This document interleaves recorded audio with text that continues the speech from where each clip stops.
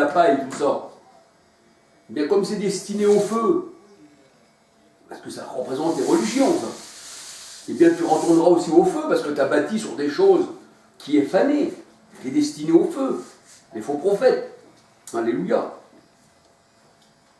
Et la parole de Dieu nous dit, là où il y avait Yahshua, c'est-à-dire Jésus, c'était un lieu qu'il y avait là beaucoup d'herbes. Il y avait là beaucoup d'herbes. Jean 6, 10. L'herbe était une grande foule, bien sûr. Jean 6, 2. Cette foule avait faim, mais pas de la parole de Dieu, mais d'une nourriture terrestre. Les pains d'orge multipliés et les 2 poissons étaient pour la foule charnelle. Les disciples firent asseoir la foule sur l'herbe. Tout ceci, ça a un sens dans la parole de Dieu.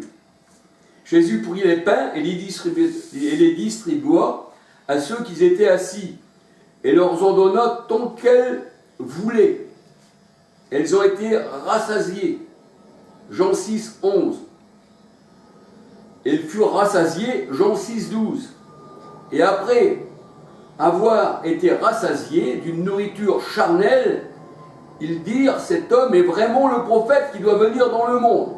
Et c'est ce qu'on retrouve dans les religions.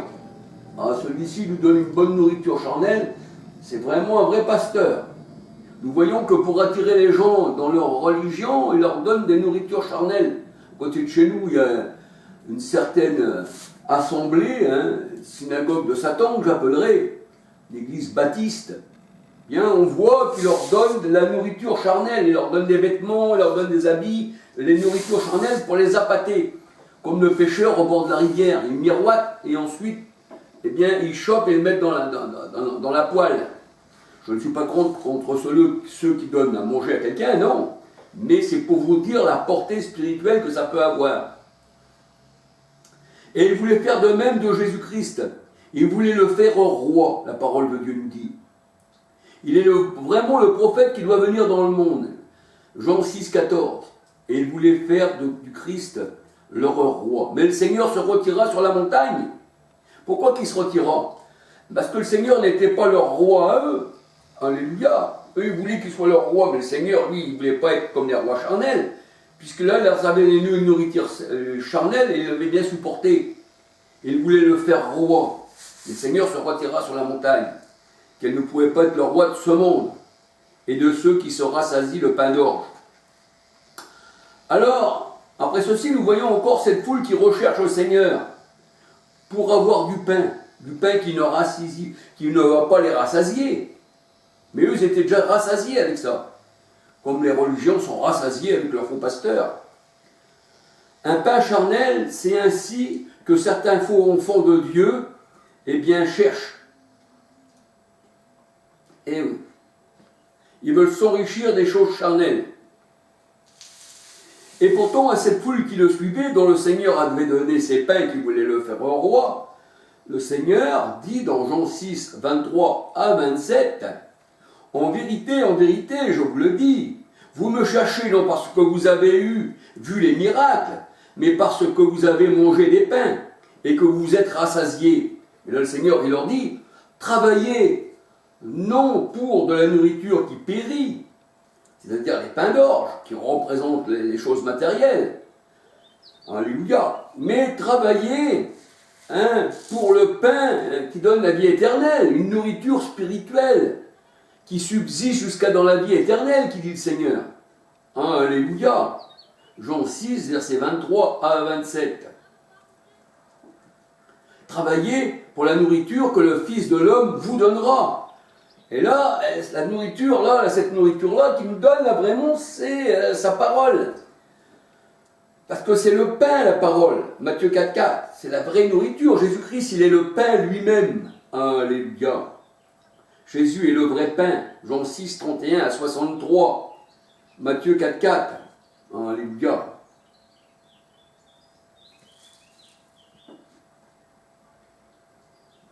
Et on voit que les pains d'orge, on peut regarder dans Ézéchiel 4, versets 9, 12, 13, et c'est comme si qu'il y avait du levain dans ce pain. Il y a des excréments humains. C'est ce que le Seigneur leur a donné à manger. Alléluia. C'était le levain des pharisiens. Il leur donnait ce que la foule aime, parce que spirituellement, la foule là recherchait pas le Seigneur, mais elle recherchait un faux enseignement. Elle cherchait le levain du pharisien. Parce que le levain, lui, c'était le pain des pharisiens. Et le levain, il était dans le pain des pharisiens, dans l'enseignement des pharisiens. Matthieu 16, versets 6 à 12. Et c'est pour ça que le Seigneur disait, méfiez-vous du levain des pharisiens, du pain des pharisiens. Alléluia. Parce que c'était pas un bon pain. Alléluia, gloire au Seigneur. C'était pas un bon pain. Alors on voit qu'il y a un roi qui n'a pas obéi au Seigneur. Dans la parole de Dieu, dans Daniel. Alléluia. Il n'a pas obéi au Seigneur. Et celui qui n'obéit pas au Seigneur, il est comme une bête. Ecclésiaste 3, 18. Une bête des champs. Matthieu 13, verset 8. Verset 8. Matthieu 13, 8. Alors, une bête des champs de ce monde, c'est ça, Matthieu 13, 8. Comme le serpent, c'est la bête des champs. Genèse 3, verset 1, 14. Et ce roi, qui ne marchait pas avec le Seigneur, avait un cœur qui n'était pas circoncis, Colossiens 2, 11.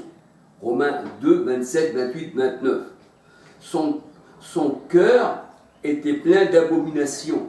Il avait un cœur de bête. Alléluia. Daniel 4, versets 12, 13, 14, 15. Alléluia. Ce roi, par la suite, a reconnu que l'Éternel était, lui, le véritable roi. Alléluia. Son cœur était rempli d'abomination. Marc 7, verset 14 à 20. Alors, manger dans la parole de Dieu l'agneau des herbes amères, Exode 12, 8. Eh bien, les herbes amères, ça représente l'homme mauvais. Alléluia. Mais l'agneau, lui, enlève le levain dans le pain. Alléluia. Matthieu 16, versets 6 à 12. Alléluia. Alors, tout ce qui vient du sol est immangeable. C'est ce que nous dit la parole de Dieu dans 2 Rois 4, versets 38 à 44. Alléluia. Là, il y a des hommes, des prophètes. 2 Rois 4, 38 à 44, on va le lire, ça sera beaucoup mieux. Alléluia.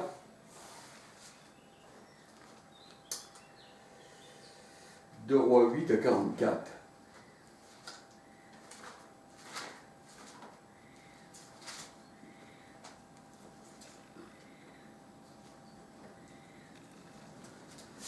Deux Rois, qu'est-ce que j'ai dit? C'est bien ça,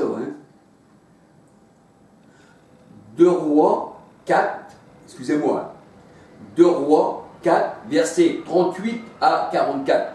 2 Rois 4, versets 38 à 44. Alors, 2 Rois 4, 38 à 44.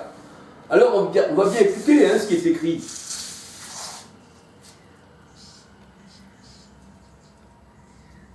Je commence au verset 38 pour finir au verset 44. Élisée revint de Gilgal, et il y avait là une famine dans le pays. Comme les fils des prophètes étaient assis devant lui, il dit à son serviteur, mets le grand pot et fais cuire un potage pour les fils des prophètes. L'un d'eux sortit dans les champs pour cueillir des herbes. Ah, il n'a pas dû. Il trouva là une vigne sauvage. Il n'aurait pas dû non plus de trouver cette vigne sauvage. Et il y cueillit des coloquintes sauvages, plein son vêtement. Et quand il rentra, il les coupa en morceaux dans le pot où était le potage, car on ne les connaissait pas. On servit à manger à ces hommes, mais dès qu'ils eurent mangé du potage, ils s'écrièrent « La mort est dans le pot, homme de Dieu, et ils ne purent manger. » Quand la mort est dans le pot, quand la mort est dans la marmite, tu ne peux pas manger. Alléluia, tu ne peux pas manger. Mais dans la parole de Dieu, on voit que Élisée dit, prenez de la farine. Prenez de la farine. Il faut de la farine pour mettre dans le pot. Prenez de la farine et il en jeta dans le pot. Et il dit à ces gens qu'ils mangent. Et il n'y avait plus rien de mauvais dans le pot. La farine avait tout enlevé. Il n'y avait plus la mort. Alléluia. Alors on peut lire jusqu'à 44 si on veut, mais moi je vais m'arrêter là. Alléluia. Il mit de la farine dans le pot. Alléluia. Il mit de la farine dans le pot. Alors, on pourrait regarder dans Lévitique. On va regarder dans Lévitique, oui, il me semble, Lévitique 2. Alors écoutons bien. Lévitique 2, 1, 14. Lorsque quelqu'un fera à l'Éternel une offrande en don, son offrande sera de la fleur de farine. Mais qu'est-ce qu'une fleur de farine? Il y a la fleur des champs, mais aussi la fleur de farine. Et la fleur de farine, pour la parole de Dieu, eh bien, c'est le blé. Lévitique 2, verset 14. Le blé qui est broyé, qui est mis en farine, le blé qui a souffert, le blé qui a été, on va dire, rendu en poussière, on va dire même comme l'homme, mais qui est toujours du blé, lui. On dit que Christ, il a souffert pour les pécheurs et qu'il nous a enlevé les péchés. Et là, dans Lévitique 2, 1, 14, eh bien, lorsqu'un homme fera à l'Éternel une offrande en don, son offrande sera de fleurs de farine. Il versera de l'huile dessus et il lui ajoutera de l'encens. Alléluia. Et là, nous voyons que Lévitique 2,14, si tu fais à l'Éternel une offrande des prémices, tu présenteras des épis nouveaux rôtis au feu, rôtis au feu comme l'agneau, dans l'agneau pascal, qu'on voit dans Exode 12, rôtis au feu et broyés comme offrande de tes prémices. Alléluia. Donc, la farine, et le royaume des cieux est semblable à une femme qui prend 3 mesures de farine. Alléluia. Donc, nous voyons ça dans la parole de Dieu. Alors après, quand tu mets, bien sûr, la farine, quand tu mets, c'est-à-dire ce grain broyé qui devient une farine, tu peux en faire un pain. Alléluia. C'est du blé. Mais aussi, si tu le mets dans le pot où il y a la mort, la farine, eh bien, absorbe tout sur elle-même. Et toi, tu peux manger. Alléluia. Donc, nous voyons que c'est aussi la parole de Dieu.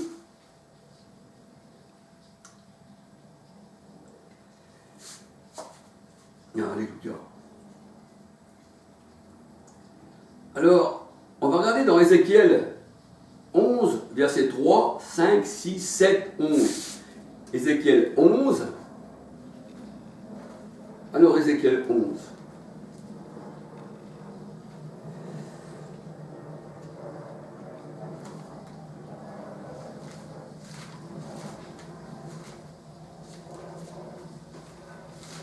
Ézéchiel 11.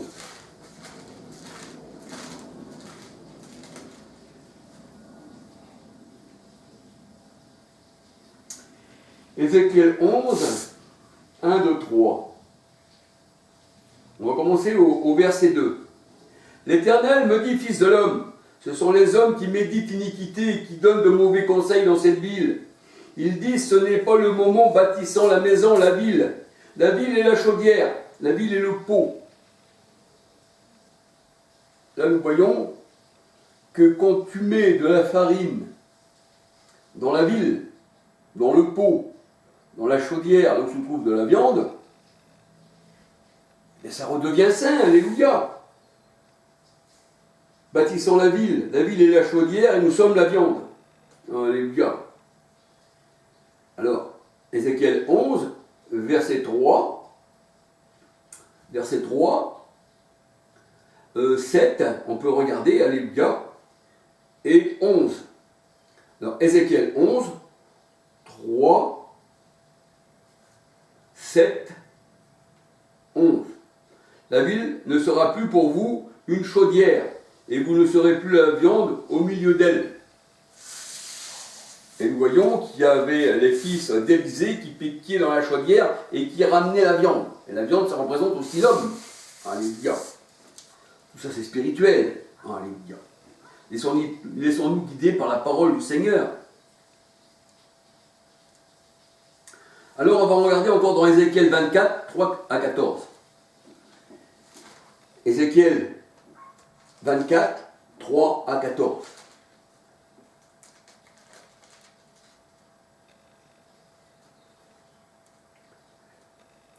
Alors il est dit, donc on a la parole de Dieu. Propose une parabole à la famille rebelle, et dis-leur ainsi parle le Seigneur l'Éternel.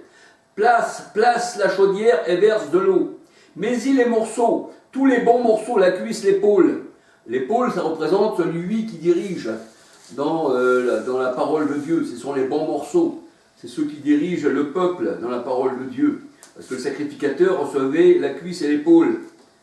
Mets-y les meilleurs morceaux, la cuisse, l'épaule, remplis-la des os meilleurs. Choisis dans le troupeau et entasse du bois sur la chaudière. Fais bouillir un gros bouillon et que les os qui sont dedans puissent cuire. Choisis dans le troupeau du bois. Choisis parmi le peuple, c'est lui le bois, il sera en dessous. Nous allons voir que le bois aussi, c'est des épines sous la chaudière. Alléluia. Voyons voir.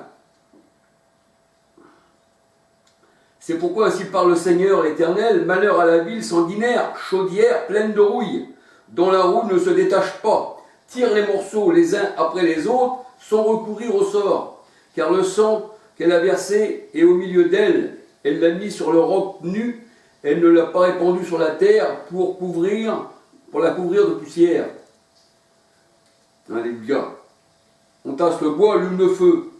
Au verset 10, Ézéchiel 24, 10. On tasse le bois, allume le feu, cuit bien la chair, assaisonne-la que les os soient brûlés. Quand les os sont brûlés, Jésus-Christ, ses os n'ont pas été touchés, on ne lui brisera pas les os. Puis mets la chaudière vide sur les chardons, afin qu'elle s'échauffe et que son airain devienne brûlant. Même le fer, la chaudière, l'airain, ça représente Jérusalem, ça représente le monde, ça représente l'homme, ça représente le pot. Que sa souillure se fonde au-dedans de sa rouille et que sa rouille se consume. Ézéchiel 24, verset 12. Les efforts sont inutiles, la rouille dont elle est pleine ne se détache pas.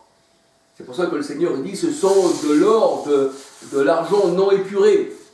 Dans Ézéchiel 22, verset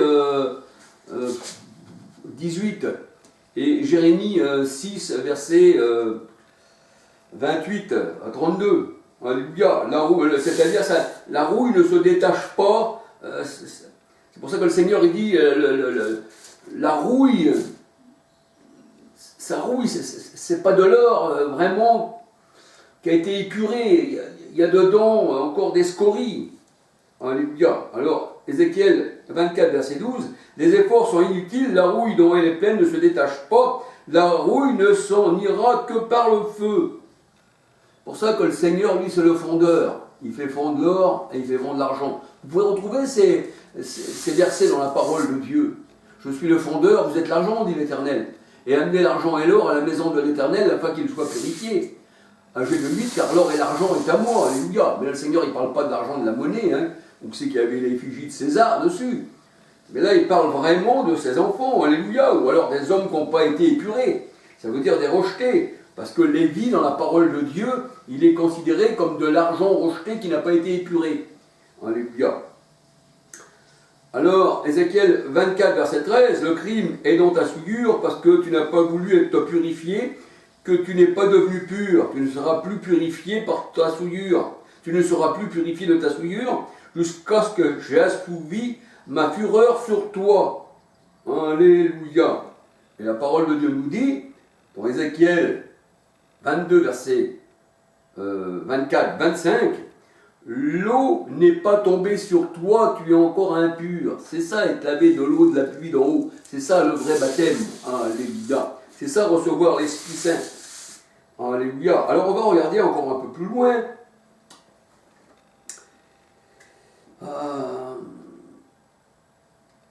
On va regarder dans 1 Samuel 2, 12 à 17. 1 Samuel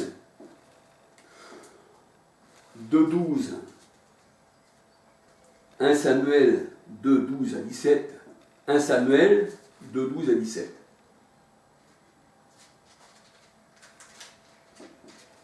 Alors, qu'est-ce qu'il a dit dans 1 Samuel de 12 à 17? Les fils d'Élie étaient des hommes pervers, ils ne connaissaient point l'Éternel. Et voici quelle était la manière d'agir de ce sacrificateur. Ils ne connaissaient pas l'Éternel, mais ils étaient quand même des sacrificateurs. Ah, donc c'était des faux à l'égard du peuple. Lorsque quelqu'un offrait un sacrifice, le serviteur du sacrificateur arrivait au moment où l'on faisait cuire la chair, tenant à la main une fourchette à 3 dents. Il piquait dans la chaudière, il piquait dans le chaudron, il piquait dans la marmite ou dans le pot. Ça veut dire chaudière, chaudron, marmite ou pot, ça veut dire pareil. On peut dire aussi le vase. Et nous sommes des vases d'élection, la parole de Dieu nous dit. Mais que tu ne mettes pas de la chair de porc dans ton vase, que tu mettes la chair de l'agneau, qui est la parole. Il piquait dans la chaudière, dans le chaudron, dans la marmite et dans le pot. Et tout ce que la fourchette ramenait, le sacrificateur le prenait pour lui. C'est ainsi qu'agissait à l'égard de tous ceux qu'Israël venait là à Silo. Même avant qu'on fasse brûler la graisse, le serviteur du sacrificateur arrivait et disait à celui qui offrait le sacrifice, donne-nous pour le sacrificateur la chair à rôtir. Il ne recevra pas de toi point de chair cuite, c'est de la chair crue qu'il veut.